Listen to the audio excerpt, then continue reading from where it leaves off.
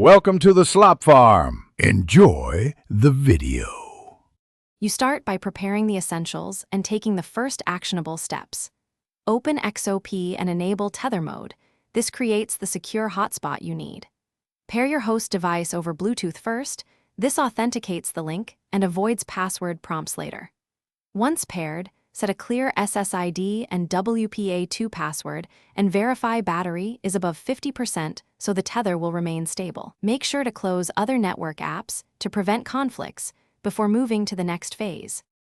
Now you establish the live tether link and handle the complex middle steps. On your host device, join the XOP SSID and enter the WPA2 password you set. This completes the Wi-Fi layer. At the same time, check XOP's Bluetooth screen to confirm the tether session is active and authenticated. Then verify the IP lease and DNS assignment. If you see intermittent drops, switch the host to a static IP within the same subnet to stabilize routing. Once done, test connectivity. Finish by validating the connection and knowing one key troubleshooting tip. Run a brief speed test and watch for packet loss to confirm throughput. Adjust channel or power if congestion appears. If you end up with no connection, restart Bluetooth on both devices, disable and re-enable tether mode, then repair. That sequence resolves most handshake errors.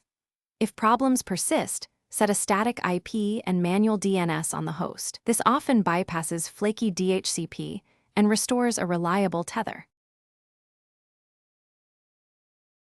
Thanks for watching. Consider subscribing if we helped you today.